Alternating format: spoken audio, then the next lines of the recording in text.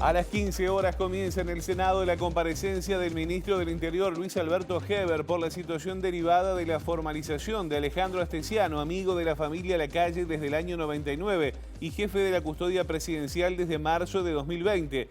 A finales de septiembre fue detenido cuando regresaba de Costa Rica junto con el presidente Lacalle Pou y sus hijos, quedando al descubierto que lideraba una organización criminal que operaba desde el cuarto piso de la Torre Ejecutiva para la entrega ilegal de pasaportes a personas de origen ruso. Desde entonces surgen diariamente nuevos elementos y derivaciones que magnifican el alcance de esta red delictiva, cuya existencia será el centro del debate político que tendrá el senador Alejandro Sánchez del Frente Amplio y al ministro Heber como protagonistas.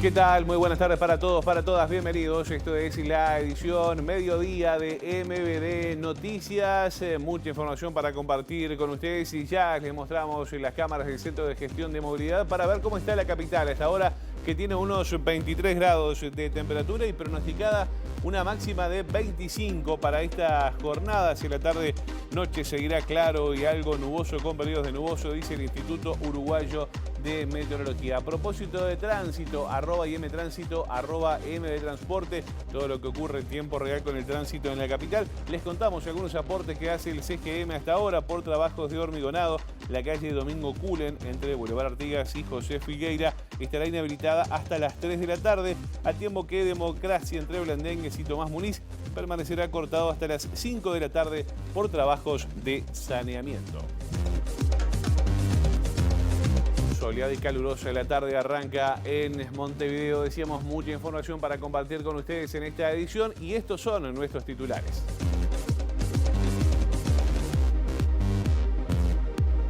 Intendente de Tacuarembó agradeció los servicios prestados a jerarca denunciado por corrupción y cuya familia amenazó de muerte a periodista que investigó los hechos. Tras apoyar en 2020 a Claver Carone a pedido de Trump y no recibir votos para Salinas en la OPS, Uruguay quedó desalineado para tejer alianzas por la sucesión en el Banco Interamericano de Desarrollo. La Intendencia realiza jornada de lucha contra el cáncer de mama en la explanada en el marco de octubre como mes de lucha contra esta enfermedad. Nuevas encuestas posicionan a Lula da Silva como ganador del balotaje del 30 de octubre en Brasil con hasta 10 puntos de ventaja sobre Bolsonaro.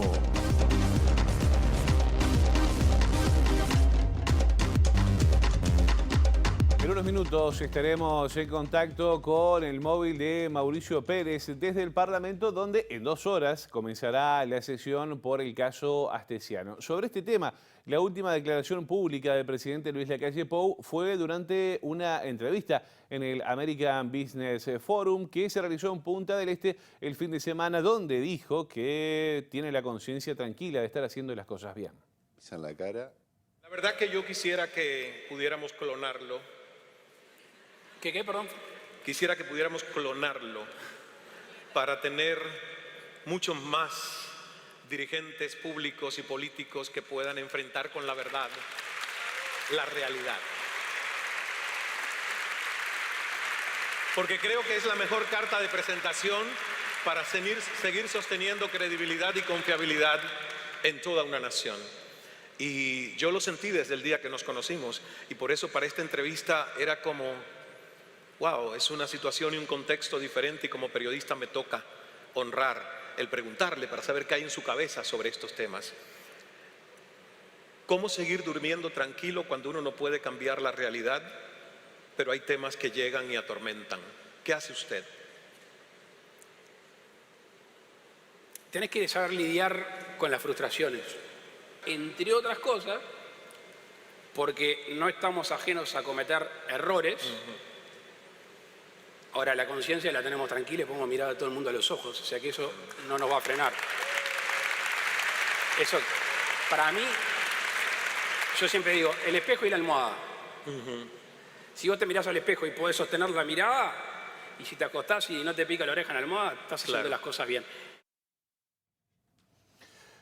Que temita la clonación. Un estudio de la consultora Cifra presentado hoy en el Parlamento revela que la mayoría de la población cree que las medidas alternativas a la prisión son útiles porque permiten trabajar en la rehabilitación y previenen los daños a terceras personas. Este trabajo forma parte del proyecto Tendiendo Puentes del Comisionado Penitenciario junto con el PNUD y el Alto Comisionado de Derechos Humanos de la ONU. Se presentó junto a otros 3 estudios que revelan que la percepción sobre la situación de cárceles exige otro tipo de respuestas.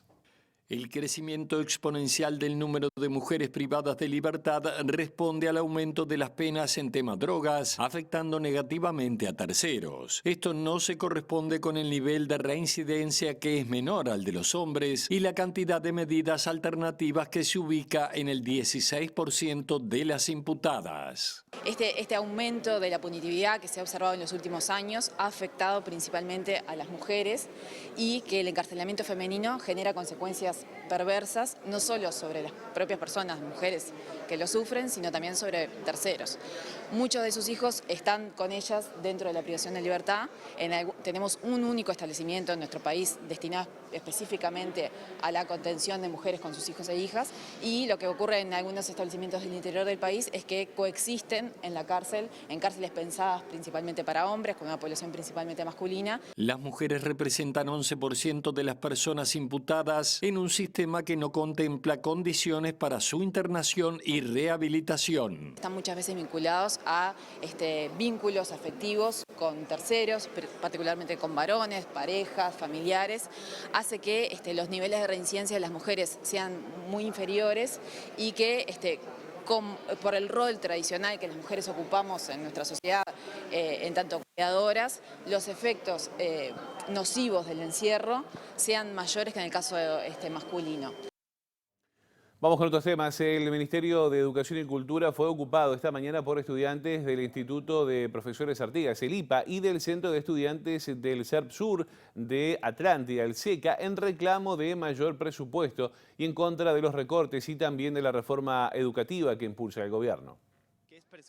Esta mañana, poco antes de las 8, un grupo de estudiantes del IPA y del CERP-Sur de Atlántida ocupó la planta baja de la sede del Ministerio de Educación y Cultura, colocaron carteles de ocupación en la fachada e impidieron el acceso a los funcionarios. Minutos más tarde llegó la policía con el director de Convivencia, Santiago González, para mediar la desocupación junto a la subsecretaria de Educación y Cultura, Ana Ribeiro. Tras unas 2 horas de ocupación y habiendo acordado con las autoridades presentes una instancia de diálogo que deberá celebrarse en las próximas 24 horas, los estudiantes desalojaron pacíficamente. Muy bien, momento de ir al móvil con Mauricio Pérez, que está en el Parlamento. Habrá intensa actividad allí. Mauricio, ¿qué tal? Buenas tardes, bienvenido. Buen mediodía, José María. Como tú decías, estamos aquí en el Parlamento porque sobre las 15 horas la Cámara de Senadores recibirá a autoridades del Poder Ejecutivo en régimen de comisión general en relación al tema del ex jefe del Servicio de Seguridad Presidencial, Alejandro Astesiano, quien fue formalizado semanas atrás por su participación en una red de falsificación de pasaportes para ciudadanos rusos. Particularmente estará compareciendo el ministro del Interior, Luis Alberto Heber, el prosecretario de la Presidencia, Rodrigo Ferrés, quien tenía a su cargo el Servicio de Seguridad Presidencial, y también el secretario de Inteligencia Estratégica del Estado, Álvaro García, quien se le preguntará sobre el rol que cumplía Astesiano y eventuales implicancias que haya tenido la actuación de Astesiano en las normas de seguridad y de inteligencia y cómo pudo afectar estos servicios la actuación de Astesiano en el 4º piso de Torre Ejecutiva junto a sus cómplices, como quedó de manifiesto en la investigación de la fiscal Gabriela Fossati. Sobre este tema, el miembro, quien se hará las veces de miembro interpelante, por más que no es una interpelación, será el senador Alejandro Sánchez, quien pretende solicitar las responsabilidades políticas y definir las responsabilidades políticas detrás de la designación de Astesiano y el seguimiento de su trayectoria como jefe del Servicio de Seguridad Presidencial. Quien habló esta mañana fue el senador Gustavo Penades, quien señaló la necesidad de que este debate se realice por todo lo alto y también explicó cuáles son los argumentos que utilizará el oficialismo en relación a esta situación del jefe de la seguridad presidencial, el ex jefe de la seguridad presidencial.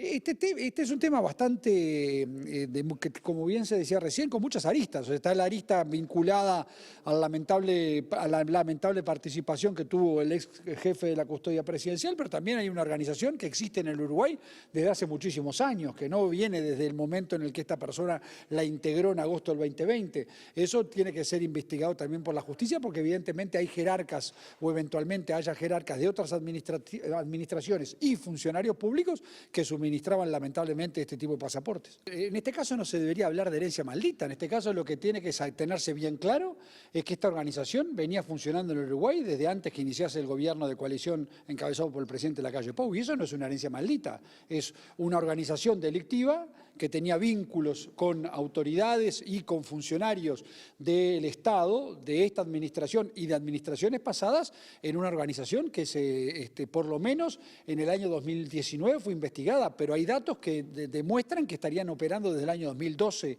en el Uruguay.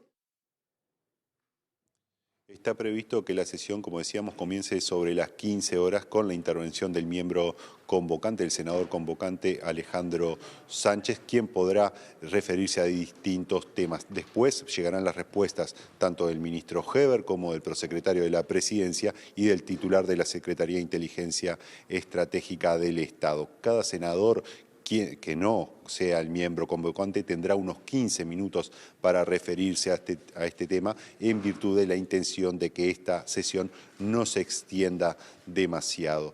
En este momento están reunidas las autoridades del Ministerio del Interior con la bancada del Partido Nacional en la sala Martín C. Martínez y sobre las 2 de la tarde está previsto que se incorporen a la reunión los representantes de la bancada de la coalición de gobierno aquí en el Parlamento, de los socios, tanto de los senadores de Cabildo Abierto como del Partido Colorado, para comenzar a diagramar cuál va a ser la estrategia del gobierno en esta sesión y para defender lo que fue la actuación del gobierno en este tema. Estaremos ampliando sobre este tema en la edición central de MBD Noticias. Perfecto, Mauricio, como os decíamos, vamos a retomar esta información a partir de las 19 horas en la edición central y también lo que pase allí a nivel parlamentario lo tendremos en vivo en nuestro canal de YouTube, en el canal de TV Ciudad. Les digo que nos quedamos ahora en el Parlamento porque la Comisión de Educación y Cultura de la Cámara de Diputados recibió esta mañana a integrantes de la Coordinadora de Salas Nacionales del Consejo de Formación en Educación que pidieron postergar el inicio de la reforma en la enseñanza por falta de tiempo y de contenidos. Una de sus referentes, Anaí Laroca, resumió a MBD Noticias los problemas de forma y de fondo que visualizan. No aparecen todavía, por ejemplo, lo que podría ser el reglamento de pasaje de grado. No sabemos cuál es la estructura académica en la cual vamos a construir toda esta propuesta. No sabemos sobre lo que tiene que ver con la reglamentación de las reválidas. No tenemos en este documento tampoco algunos sentidos que tienen que ver con hacia dónde vamos como educación, desde la perspectiva educativa, ¿no? Es decir, no aparece el sentido ético de la transformador de la educación. Es decir, no aparece el sentido de democracia, de justicia, no aparecen términos como derechos humanos, no son cosas menores. Es decir, a nosotros los docentes nos inquieta, no solo académicamente, sino desde la perspectiva humana, personal, nos inquieta que esto no aparezca. Esas ausencias hacen que tampoco tengamos, por ejemplo, las condiciones aseguradas, las condiciones laborales para un pasaje hacia una semestralización. Y este es el continente desde donde vamos a trabajar y ejercer nuestro trabajo profesional. Tampoco aparece lo que tiene que ver con investigación-extensión, que si bien está nombrado, porque a nivel, digamos, de la introducción, luego no aparece ni se refleja dentro de lo que es la malla, la propuesta curricular, no se creditiza, por tanto pensamos que esto implica un desconocimiento de hacia dónde queremos ir.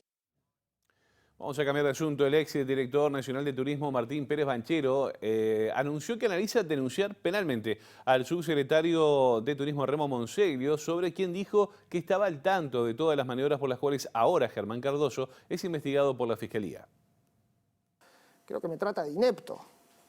El subsecretario Monseglio luego va a la comisión investigadora y creo que hasta Fiscalía y va inventando parámetros de funcionamiento. Monseglio habla de kilómetros recorridos. Miente los kilómetros que yo recorrí, y el insumo que tiene Monseglio para hablar de los kilómetros recorridos son los viáticos cobrados. En el medio de la pandemia, cuando todos los jerarcas estaban recorriendo, yo tuve determinadas misiones, hice más lo que dice Monseglio, recorrí el país. Ahora, Monseglio era una máquina de cobrar viáticos. Mientras yo estuve, creo que después ha sido peor. Me inventa reuniones de Zoom que no participaba. O sea, inventa parámetros de conducta para difamarme. Para difamarme, difamación, que servía para encubrir a Cardoso y servía para encubrirse sus responsabilidades.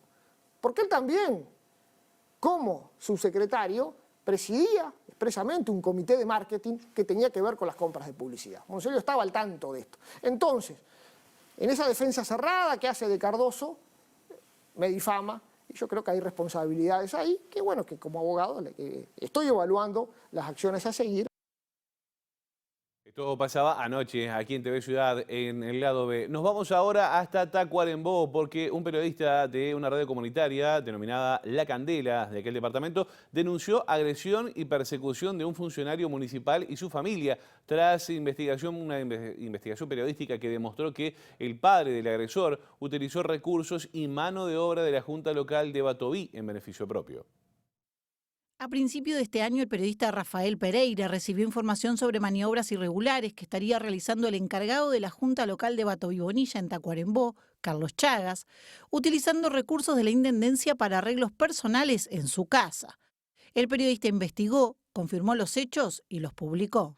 Eso generó un malestar en la familia hacia mi persona en particular. Aparecen muy molestos el hijo del encargado de la junta de esta zona, que también es municipal, y que también que la radio también lo estaba investigando sobre los recursos en sí que estaban usando en la casa del encargado de la junta, Carlos Chagas, y del hijo Alberto Chagas.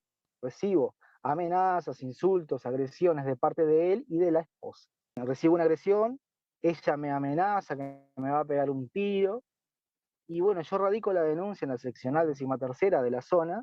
A raíz de esto fue agredido por el hijo de Chagas, mientras que otro familiar suyo acusó penalmente al periodista de supuestos malos tratos a su hija. Pudimos corroborar que los testigos de esta denuncia, que ellos la creyeron anónima, pero hicieron firmar a una persona, los testigos uno de ellos el señor Carlos Chagas, el que está siendo investigado por esta radio, y Prestes, la señora del encargado, del hijo del encargado de la Junta, que está denunciada en la misma fiscalía por mí por las amenazas de muerte. Chagas se acaba de jubilar y al hacerlo fue destacado por su labor en la Junta Local de Batoví Bonilla, entregándole una placa de agradecimiento por los servicios prestados. Y de Tacuarembó a la explanada de la Intendencia de Montevideo, porque allí está el móvil con Natalia de Brun. Nati, buen mediodía. Buen mediodía, Josema. Bueno, en el marco del mes justamente de la prevención de cáncer de mama, la Intendencia de Montevideo junto a la lucha contra el cáncer organizaron esta actividad aquí en la explanada de la Intendencia, donde se desarrollan diferentes actividades para promover la prevención, con el foco principalmente en la prevención. Y en ese sentido voy a mostrar lo que está a mis espaldas, que es ese mapa, que es un juego, una de las propuestas lúdicas que están mostrando y proponiendo como parte de la campaña, que se refiere a Mi próximo paso es. Y esto tiene que ver con el camino hacia la prevención, a poner el foco en a tener hábitos saludables, en cambiar la alimentación, el incorporar lo que es la actividad física a lo que es nuestra vida. Hubo gimnasia más temprano justamente en ese sentido, en esa propuesta de tener incorporada la actividad física en lo que es nuestra vida habitual. Estuvimos hablando con Sanabria, de la Comisión de la Lucha contra el Cáncer para hablar un poco de la situación del cáncer en el Uruguay, pero también con Verónica Sánchez de la División de Salud de la Intendencia, porque en la Policlínica Móvil de la Intendencia de Montevideo está presente aquí en la explanada. Hasta las 2 de la tarde se puede venir y bueno, allí entonces Verónica explicaba qué es lo que se está haciendo y qué es lo que se está, los servicios que se están prestando desde la Policlínica Móvil de la Intendencia. Escuchamos primero a Selva Sanabria de la Comisión de la Lucha contra el Cáncer y enseguida a Verónica Sánchez de la División Salud de la Intendencia. El cáncer de mama es el cáncer más frecuente en las mujeres uruguayas y de acuerdo al Registro Nacional de Cáncer de la Comisión se diagnostican 2.000 casos al año, 5 por día. Es el cáncer más frecuente de las mujeres uruguayas y 1 cada 11 en Uruguay tiene la posibilidad de desarrollarlo. Nosotros desde el Policlínico Móvil del Servicio de Atención a la Salud, hoy es un espacio de asesoría y de poder dar todo lo que tiene que ver con difundir las estrategias de promoción de salud y sobre todo de prevención en lo que hoy nos convoca, que es la prevención en el mes de lucha contra el cáncer de mama. Existe un equipo conformado por médicos de familia y profesionales de enfermería que lo que hacen son consultas personalizadas y asesoramiento en todo lo que tiene que ver con las líneas de consulta precoz a los equipos de salud para poder identificar los factores de riesgo y los factores de protección, lo que tiene que ver con promover una alimentación saludable y lo que es fundamental que toda la población debiéramos adquirir, que son actividades físicas para disminuir lo que es el sedentarismo y poder generar todo esto que es el cuidado de nuestra salud de una forma integral. Bien, le agradecemos a Natalia y el equipo allí en la explanada de la Intendencia hasta las 14 horas. Hay tiempo para pasar por allí para una actividad tan importante como esta. Cambiamos de tema y les cuento que FANCAP está realizando un paro de 24 horas con movilización para denunciar la política de privatización del ente y también de sus empresas colaterales. En particular, el gremio cuestionó el proceso de asociación del sector Portland con capitales privados, ya que implica la peor solución para este negocio. Colocar el tema arriba de la mesa nuevamente, nosotros lo venimos haciendo hace mucho tiempo, pero además también de tener alguna forma de diálogo con el gobierno, porque entendemos que esta es la peor manera de solucionar los problemas que tenga la industria del Portland. Y entre otras cosas, no solamente por las cuestiones del Portland, ¿no? O sea, hay otras decisiones que se ha tomado a nivel de gobierno, a nivel del directorio de ANCAP, que tienen que ver con lo que nosotros le llamamos el desmantelamiento del ente en el gas por cañería, en el supergas, en lo que tiene que ver con los biocombustibles, que para nosotros son preocupantes y que de alguna manera tenemos que buscar respuestas e interacciones con el gobierno para intentar modificar esas decisiones.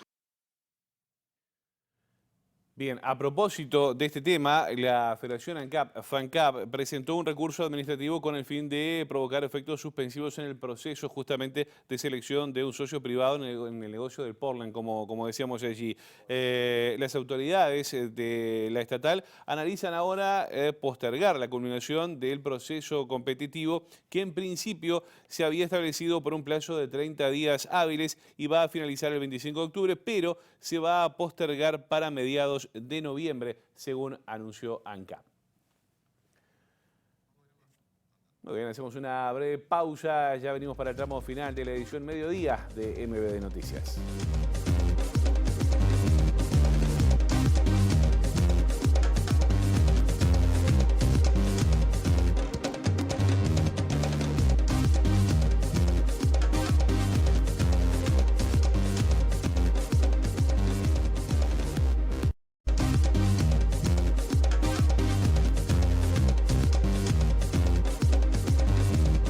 Señores, segundo bloque de la edición Mediodía de MBD Noticias. Seguimos avanzando en la información. Les contamos que luego de la derrota por la presidencia en la Organización Panamericana de la Salud y el voto dado en su momento al renunciado presidente del Banco Interamericano de Desarrollo, Mauricio Claver Carone, Uruguay quedó desalineado para tejer alianzas por la sucesión en el principal organismo crediticio regional. La sucesión por la presidencia del BID tras el cese de Claver Carone el 26 de septiembre ya está en marcha y 4 mujeres figuran entre las posibles candidatas, aunque dependerá de lo que ocurra el 30 de octubre en Brasil para saber cómo serán las nuevas alianzas y postulaciones que se puedan generar. Desde la destitución corren 45 días para la presentación de candidaturas, el cual se cumple a mediados de noviembre y las elecciones se concretarán antes de finalizar el año. En este contexto, el gobierno uruguayo que apoyó a Claver Carone a pedido de Donald Trump en septiembre de 2020 se encuentra en la encrucijada y desalineado regionalmente tras no haber obtenido votos en la Organización Panamericana de la Salud para Daniel Salinas y ante la consolidación de una segunda ola de gobiernos progresistas en la región. Con su voto en 2020, el presidente Luis Lacalle Pou se sumó a los países que rompieron el acuerdo fundacional del banco, que consistió en fijar la sede en Estados Unidos y reservar la presidencia para Latinoamérica. Claver Carone fue el único candidato en la competencia luego que países como Argentina y Costa Rica retiraran sus candidaturas y luego se abstuvieran al votar junto con más de 10 países, siendo el estadounidense el presidente que menos respaldo recogió en la historia del BID desde la primera elección en 1960. A propósito de este tema, 2 de las candidaturas que se manejan con más fuerza son las de la expresidenta de Costa Rica, Laura Chinchilla, y la exsecretaria general de la CEPAL, la mexicana Alicia Bárcena.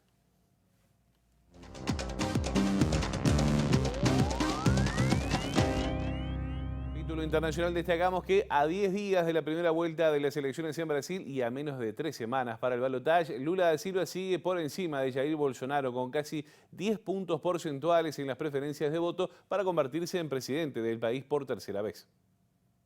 Según la más reciente encuesta de la empresa IPEC, publicada este martes, el exmandatario cosecharía el 55% de los votos válidos frente al 45% del actual presidente con un margen de error de más o menos 2%, de modo que en el escenario más ajustado Lula se impondría con 53% al 47% según la intención de voto. La investigación efectuada entre el sábado y el lunes recogió una intención de votos totales de 51% para Lula y 42% para Bolsonaro, con 5% de votos en blancos o nulos y 2% de indecisos, detalló el diario digital G1 de la red Globo.